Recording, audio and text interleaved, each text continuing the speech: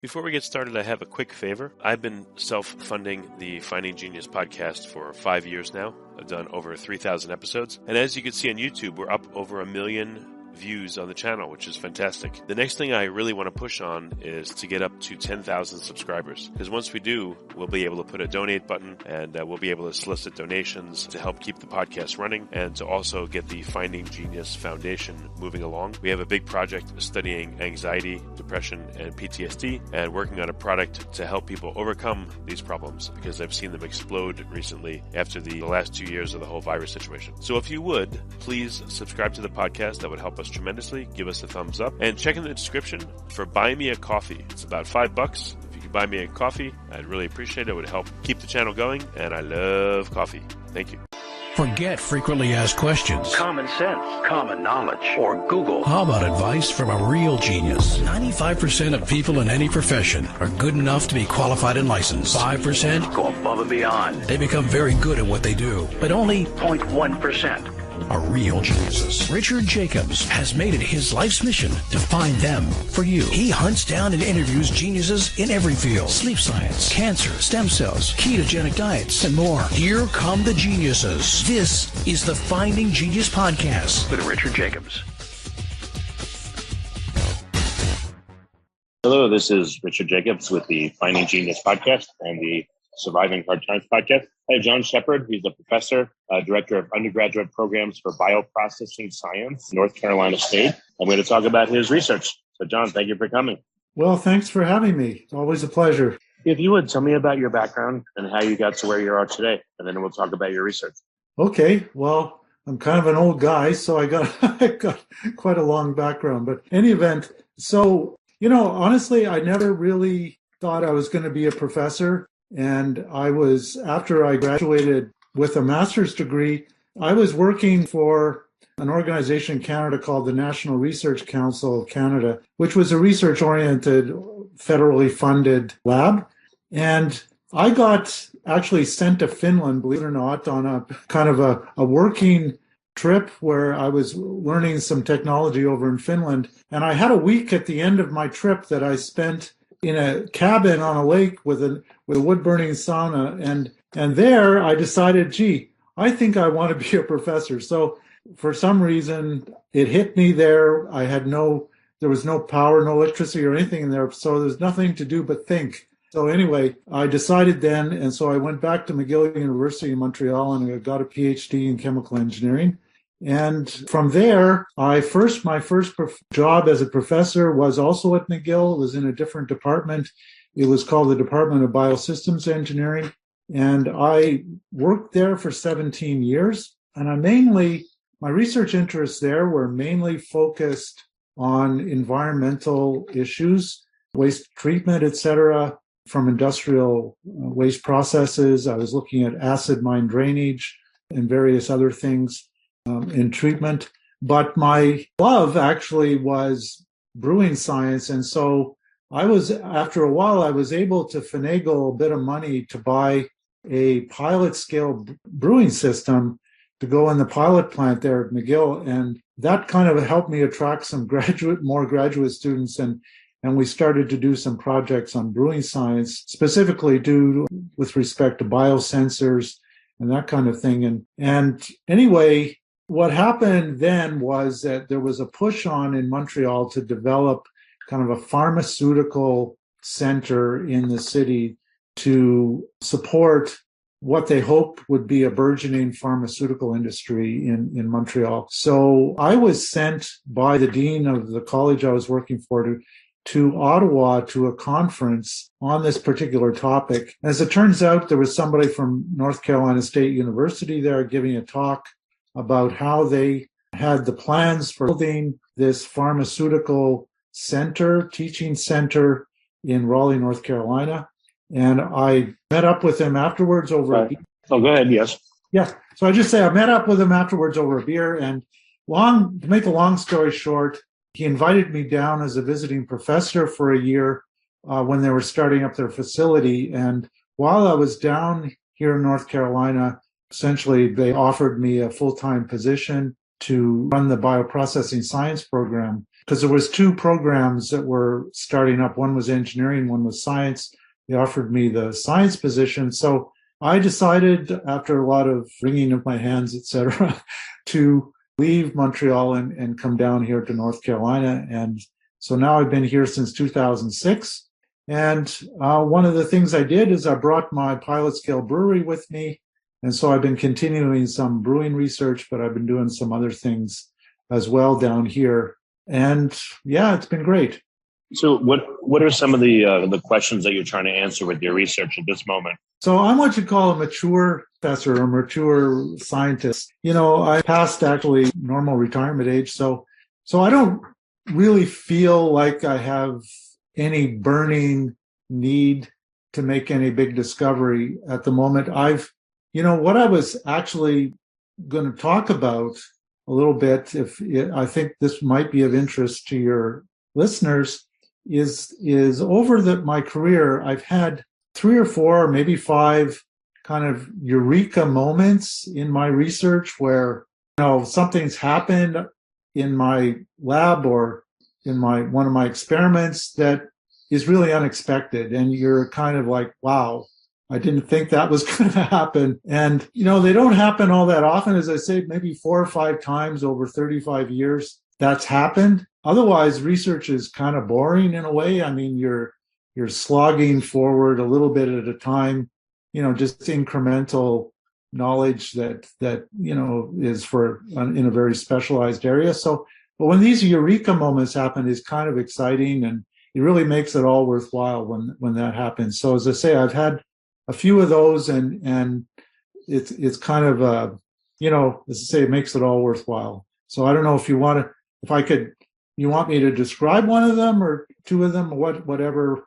Well, tell me within brewing science, there's big breweries out there, I'm sure Guinness, Anheuser-Busch, et cetera. How deep into the science of brewing are they, or are they just, refining processes in a like kind of a clinical sense, clinical being the brewery? Do they have scientists and researchers usually on staff, or they're just optimizing the processes without relying on basic science?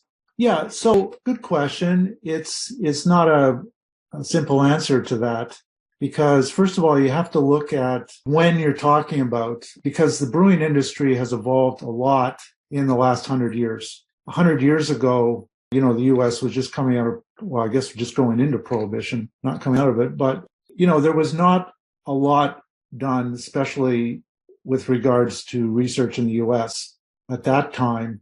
The brewing essentially is a European-based technology that people brought over from Europe. And so they implemented, the families that came and immigrated to the U.S. essentially were using technology developed in Europe. But so the science behind brewing started in the 19th century. Early to mid 19th century is when scientists, chemists, microbiology didn't really exist at that point yet, but people that were interested in biology started looking at the brewing process, specifically from the point of view of trying to improve the quality over time. So the problem was that beer spoiled very easily back then. And as a result, it really limited the export market for most breweries, because by the time it got to their destination, the beer was no good. So, quick question here: what happens when beer spoils, and how can you tell? Yeah, so it depends what the cause of the spoilage is. So there are 2 main causes of beer spoilage. One is microbial contamination, and the other is just oxidation. So microbial contamination usually results in a lot of off flavors, souring of the beer, and it just really makes the taste and aroma unpleasant. Oxidation of the beer is essentially a scaling reaction. And I think everybody has probably eaten stale bread or whatever, and it's kind of a cardboard sensation you get. And so the early brewing, they didn't realize how important it was to prevent contact of the beer with oxygen. Because once these oxidation reactions start, you literally can't stop them. They limit the life of the beer. And in the old days, when all the vessels were open and exposed to the air, beer really had a life of a few weeks.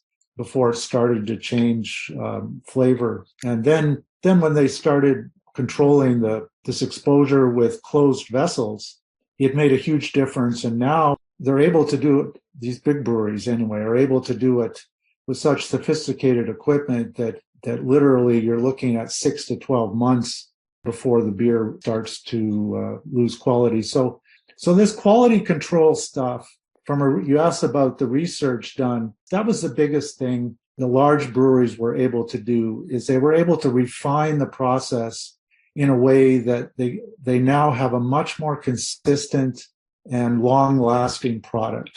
The basics of the brewing process haven't really changed for a long time, but its attention to detail and the kind of equipment now that they use allows them to get this kind of consistency and longevity to the product. Before we continue, I've been personally funding the Finding Genius podcast for 4.5 years now, which has led to 2,700 plus interviews of clinicians, researchers, scientists, CEOs, and other amazing people who are working to advance science and improve our lives and our world. Even though this podcast gets 100,000 plus downloads a month, we need your help to reach hundreds of thousands more worldwide.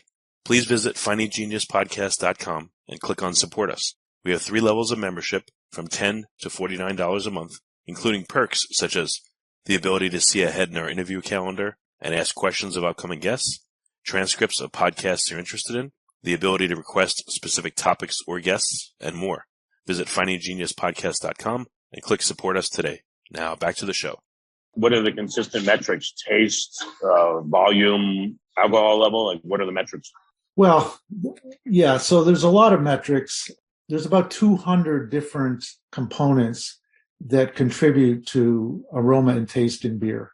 Now, a lot of these components, a lot of those 200 things, people can't recognize what they are, and if they weren't there, they wouldn't know it.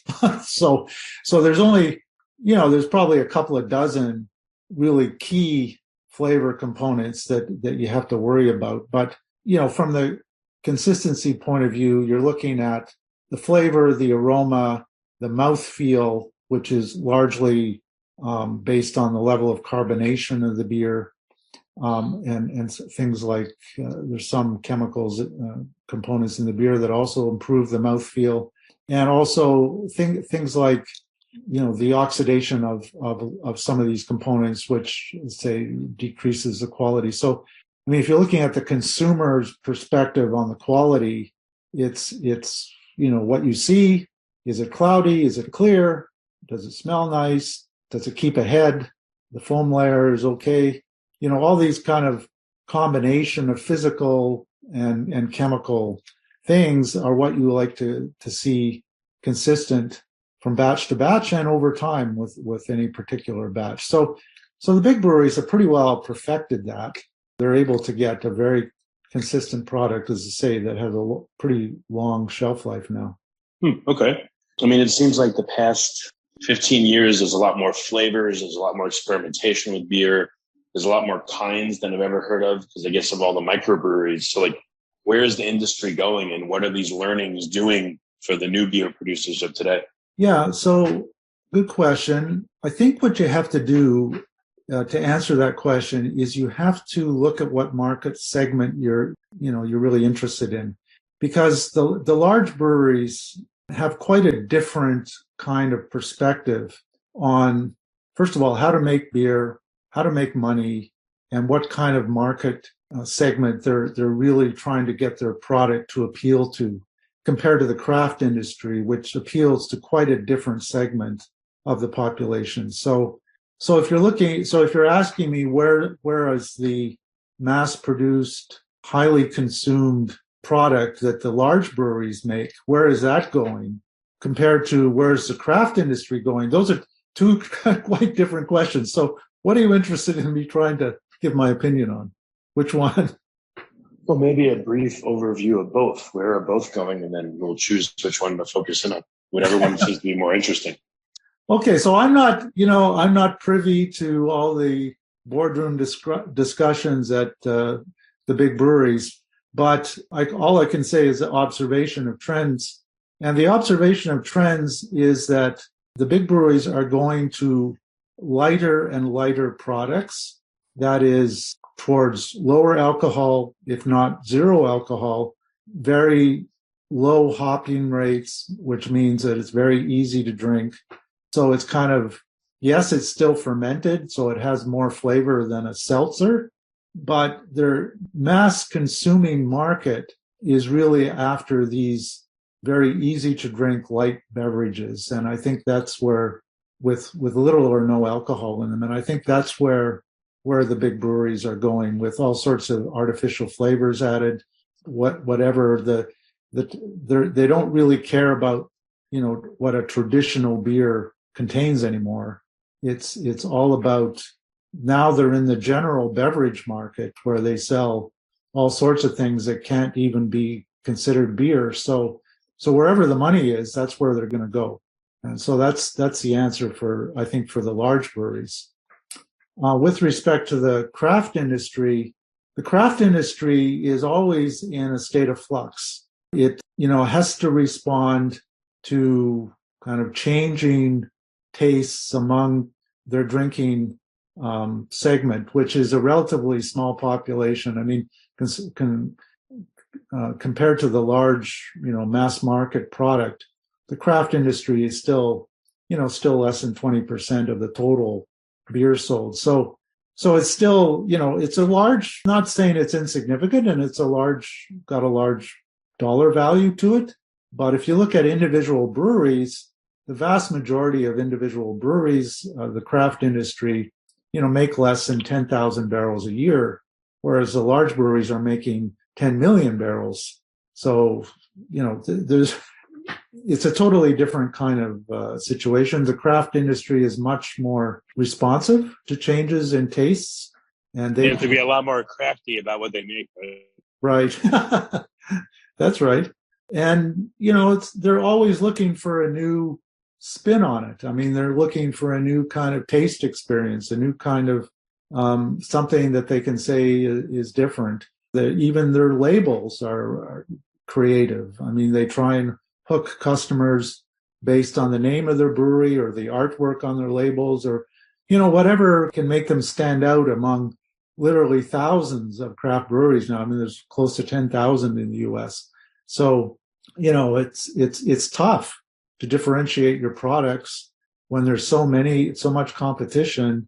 And especially, during COVID, when the tap rooms essentially closed down and their only outlet was in the grocery stores and bottle shops, there was limited shelf space. So they have to differentiate, and, it's tough keeping the customers, because the craft customer really wants new experiences. And it's not like in Europe where, you get to like a particular beer and 90% of the beer you drink is that beer. Here, the craft, I think, drinker moves around a lot. He tries a lot of different things, and so it's always a moving target for them. Well, yeah, that's true. I mean, I guess it sounds like the big beer producers, they're just getting better and better at systematizing more and more and being more consistent, because they make the same thing so many times. And then craft, they're looking for new all the time, but yet they have to maintain quality. But I guess people could expect there's going to be more variation in it. So it is, I guess, two different worlds, big time, right? Yeah, and the consumer of the craft beer is actually pretty forgiving on quality. I mean, a lot of times they only taste a particular beer once, and whether it's good consistent or not the next batch, well, they don't really know. And there's not the brand loyalty necessarily you see with the big breweries. So yeah, so the quality, I mean, quality is a relative thing too. I mean, the craft industry really doesn't typically make a batch of beer they expect to be around in 6 months. They expect it to sell in a matter of weeks, or maybe a month or so, and then so there's a constant turnover of craft beer that doesn't require, honestly, the same kind of process perfection that you see in the large breweries. Well, what's the innovation of today? Is it making new types of beer? I don't know. Is it just making it completely consistent or last longer? Like what would be the industry's biggest dreams? The craft beer industry and then the big beer industry. What would be a dream scenario for them to happen? Well, probably, I'm just going out on a limb here because this is just my opinion. I have no inside knowledge on that. But from the big breweries' point of view, probably their dream would be to make a fully synthetic beer that they don't have to actually ferment. They don't have this biological variability and worry about propagating yeast and all this, that they can just throw together some chemicals and it's going to taste just like beer and nobody's going to know the difference. I think that would be the ideal for the large breweries. Okay, what about the craft breweries? What do you think would be a great scenario for them?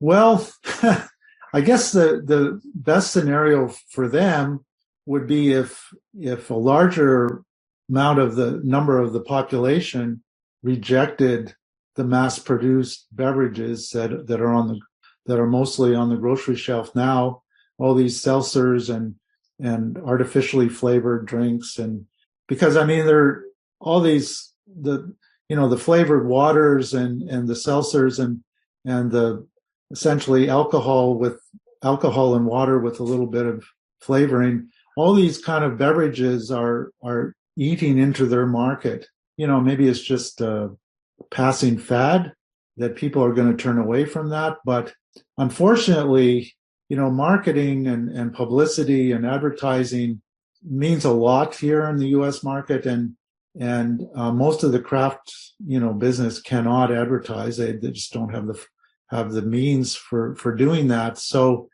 how the public perception of their product is not manipulated like it is with these other beverages, which is, they're all associated with a particular lifestyle.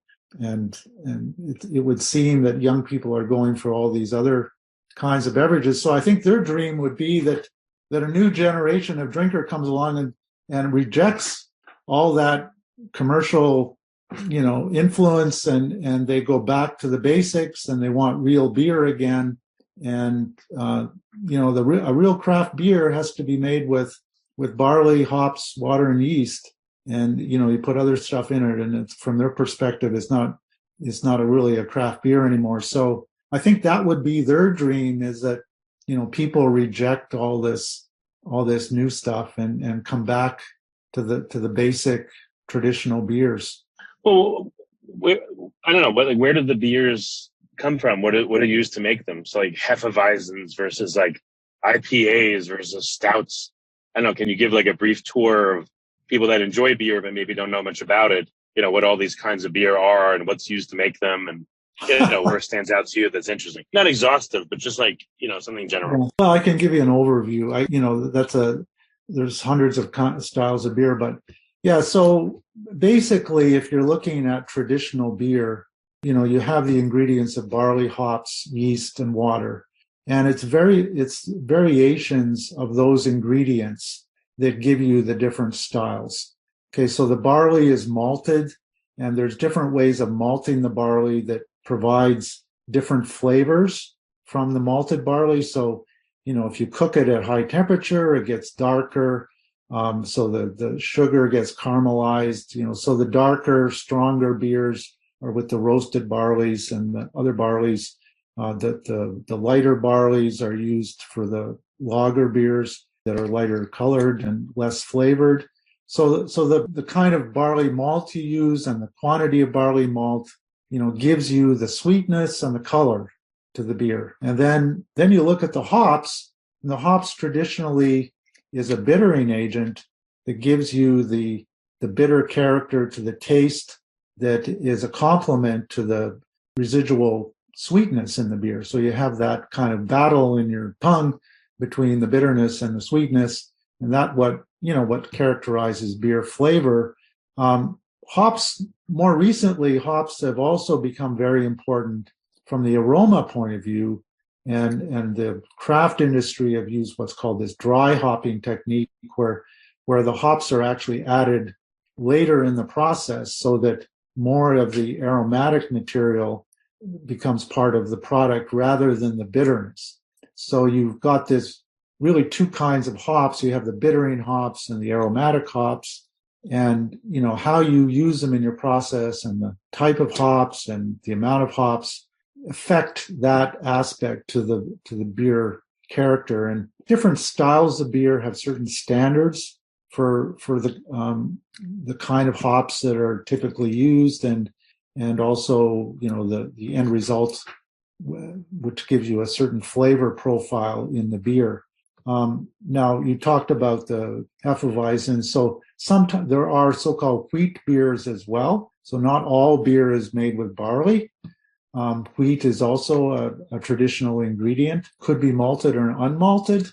Depends on the percentage of wheat that is used with some barley, because usually it's a mixture of wheat and barley if there is wheat used. And this contrasts, again, I say, with the large breweries who use a lot of what are called adjuncts, which are not barley or wheat. Things like corn and rice are typically used to substitute for the grain barley and wheat. So that gives a different kind of flavor, et cetera, to the beer. And then if you look at the yeast, there are dozens of strains of brewing yeast, both lager and ale strains, which are different. And the yeast will also give a particular character to the beer. Some yeast produce more esters, which are aromatic, fruity compounds. Other yeast will produce more higher alcohols, which are other kinds of alcohol other than ethanol that also give certain character to the beer. And other kinds of yeast, like what we used to consider as contaminants in beer, are sometimes used. The wild yeast are sometimes used to give very special flavor compounds as well to the beer. So the yeast is also a variable, and many breweries are very jealously guarding their particular strain because they claim that their strain of yeast is responsible for the character of their beer, and they don't want anyone else to use their yeast. So the yeast also provides some say character to the beer. So the combination of those things, and the water chemistry is also important. Nowadays, the water chemistry can be fairly easily adapted to the kind of style of beer you want. But historically, breweries would set up actually in a particular location because of the water quality. And so water quality is also comes into it and is a determinant on the best kind of style of beer you can make in a particular location. So as an example, in the UK, the water is very high in mineral content, and this is good for ales. And that's why essentially the UK is known for its ales, whereas Central Europe, the water is much softer, lower mineral content, and that's really good for the Pilsner style lager beer, to give you an example. So that's a very brief overview then of how the ingredients affect the style. Are people trying to combine different types of yeast or genetically engineer them to make the kind of beers that they want? Yeah, so there has been work done on genetically modified yeast that will affect the character of the beer. And in fact, the yeast can make some compounds that are found in hops, like if you engineer it into the yeast. Historically, the use of genetically modified yeast has been frowned upon, especially in the craft industry, which prides itself on being very traditional. And certainly in Europe, genetically modified yeast in brewing is a no-no. And the customers, if they knew, because you have to put it on the label there in Europe if you're using genetically modified yeast, most customers probably wouldn't be drinking the product if they saw that on the label. So, but here in the US, there has been some experimentation with that, and not sure how far that will go, honestly. As I say, beer is still considered a traditional beverage among certain part of the population, and they'll only go so far away from the use of traditional ingredients. Even fruit in beer is a bit of a stretch for a lot of people. It's kind of becoming almost normal now, but some people still think that that's outside of the norm. Fruit is for wine, not for beer. Huh. The wheat may be genetically modified. The barley may be, and barley, it seems rarer that it would be. Has anyone tried to make a soy beer? God help us, or anything there? Yeah, so there have been, for sure, if you look at other countries that don't have the European tradition, there's a lot of different natural traditional fermentation beverages found around the world that use alternative substrates to the grains that are used in Europe and North America. And yeah, I mean, I'm not sure about whether there's a soy beer. I mean, soy is not honestly a very good, when made into beverages, is not a particularly good tasting beverage, but there's a lot of, proteins in soy that kind of make it, not necessarily the most pleasant thing to drink. But I'm not saying that there's impossible to make soy beer. As long as you have, the key is you have to have sufficient carbohydrate present. So you have to have starch or a sugar present to make ethanol. And, you can ferment almost anything, but whether you're going to get a good yield of ethanol is always the question. And the nice thing about barley is the major sugar is maltose, and brewing strains are great at turning maltose into ethanol. So that's the key. If you're not worried about getting ethanol, you can ferment pretty well anything that is, of not animal origin, but vegetable origin, and get some kind of fermented beverage out of it. Yeah, I've heard that some beer producers are trying to push the alcohol content as high as they can. What's the story there, and what's the implication of doing that? Well, that's, people that want really high alcohol beer, there's not a lot of people that are interested in that kind of market.